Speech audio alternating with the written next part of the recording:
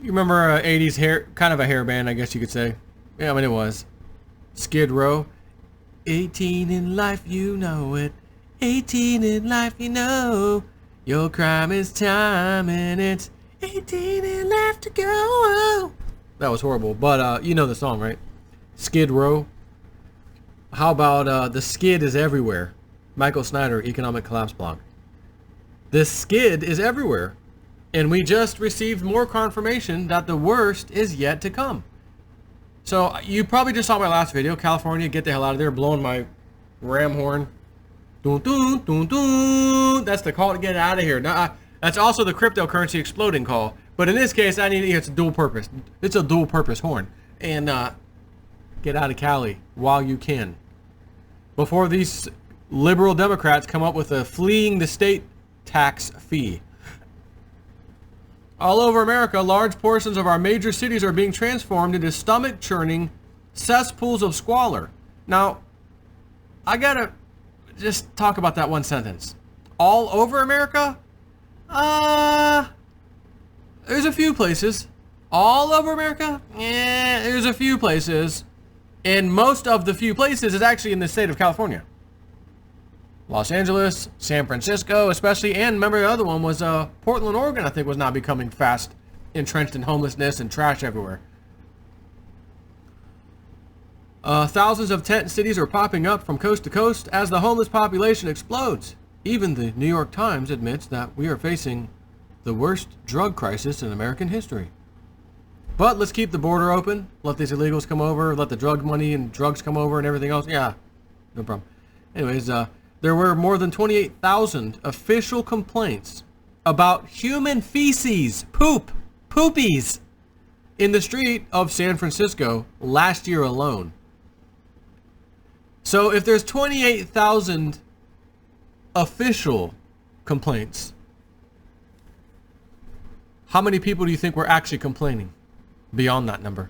Who just didn't decide to go fully through it, let me call the number, let me fill out a report, let me fill out this or whatever. Like, they just decided, I'm complaining, but I'm just going to suck it up and just leave. Like, no pun intended about suck it up. No, I don't mean that. Ugh. Ugh. And millions of rats are currently overrunning the city of Los Angeles. And yet the authorities continue to insist that the economy is in good shape and that everything is going to be just fine. Ooh, child, things are gonna get easier. Ooh, child, things will be fine. But there's poop everywhere. There's 28,000 people complaining officially. And there's rats roaming everywhere. Ooh, child, things will be fine. It'll be fine if you get the hell out of that state. Start looking, because I'm gonna tell you something that you may not be thinking about at the time if you live in California. But I don't know if I could get a job. I don't know. Yeah, I got a job here. Okay, all right. When you figure out in your mind and your body, even with knowing that I've been telling you this for the last few years. So in other words, you got a head start on the average person figuring out it's time to get out of here, right? You got a head start. By the time you decide though, okay, I've had enough, I'm out. There is going to be a whole bunch of other people, whether you knew it or not, who had the same idea. And now you got competition for yourself to get the hell out of that state and go to another state and find a job with a whole bunch of competition. Just want to throw that out there.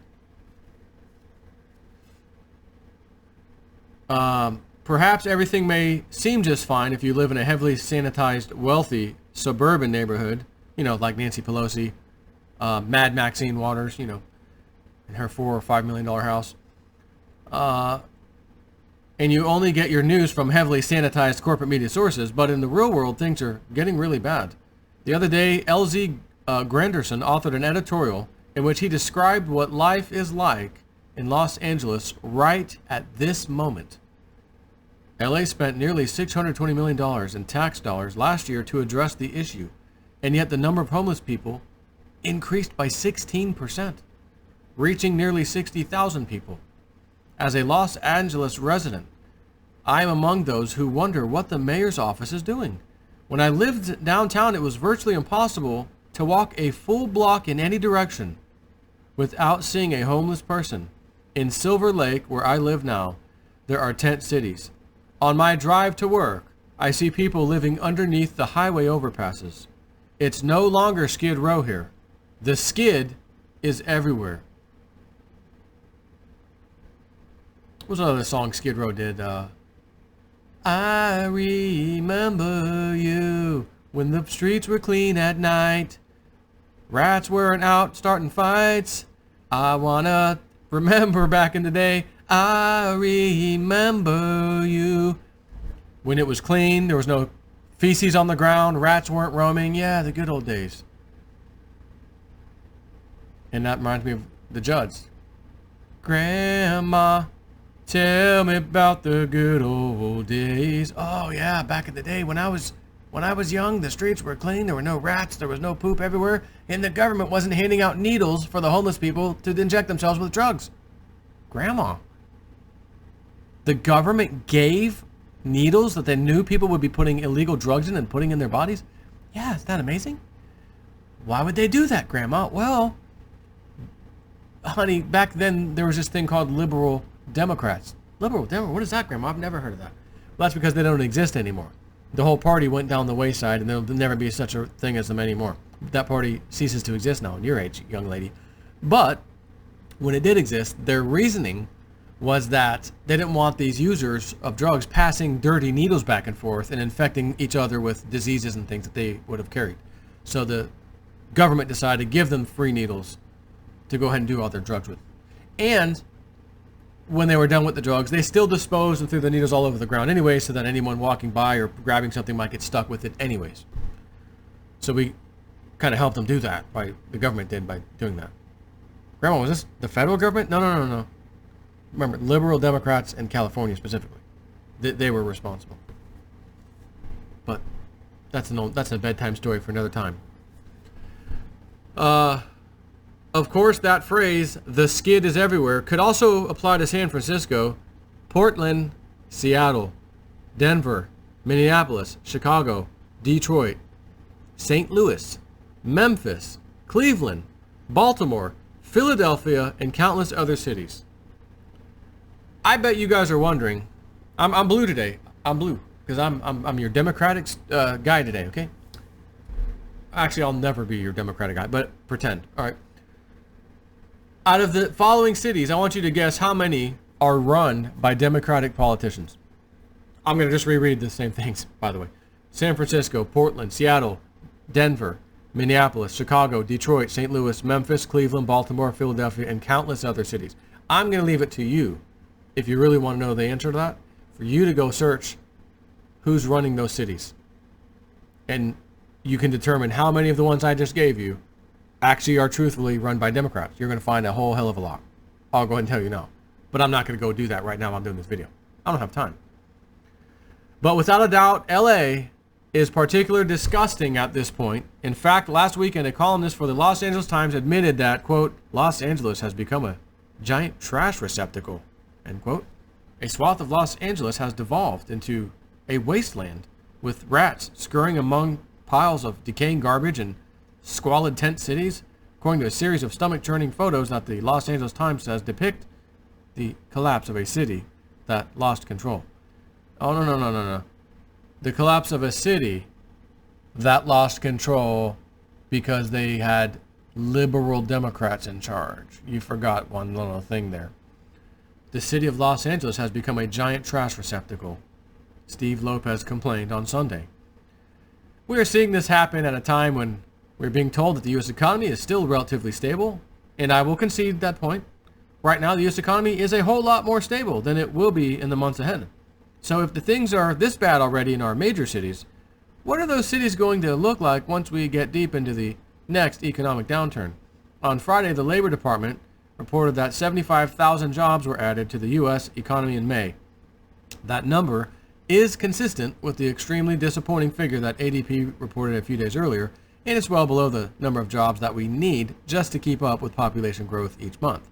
Prior to this latest report, there were already more working-age Americans without a job than at any point during the last recession. And now things got even a whole lot worse.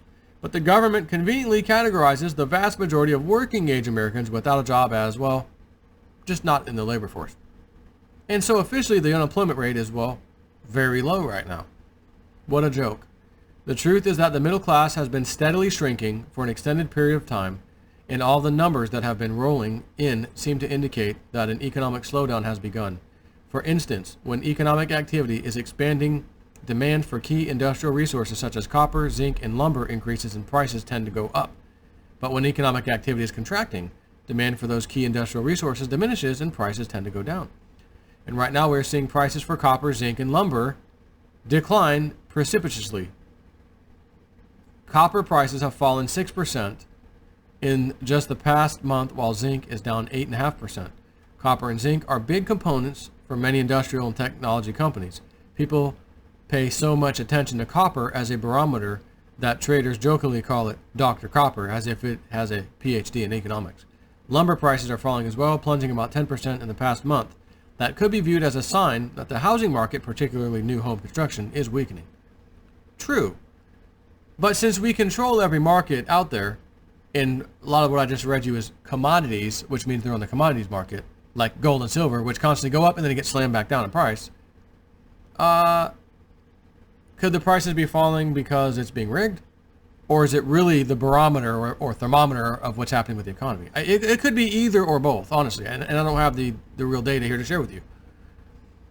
If you were looking for some exceedingly clear indications of where the U.S. economy is heading in the near future, well, you just got them. But most Americans will continue to live in denial until the very end. And even though 59% of the population is living paycheck to paycheck, people continue to rack up debt as if there was no tomorrow.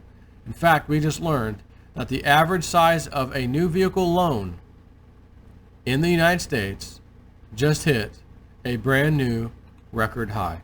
And I might need a CNBC. Auto loans hit record, pushing average monthly car payments to all-time highs.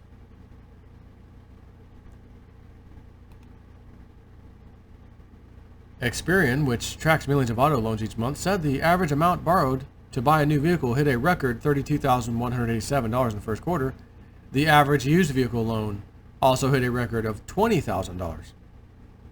People ask me all the time about how they can prepare for the next economic downturn. And one of the key pieces of advice that I always give is to not take on more debt. Right now, everyone should be building up their financial cushions because what is coming is not a joke. That's why I'm just going to say, that's why I'm in crypto, just in case. And I think it's going to do fantastic. So if I can hedge against this crap, which I've been reading to you guys for years, and it's just getting closer and closer and closer, I'm willing to take a chance with that.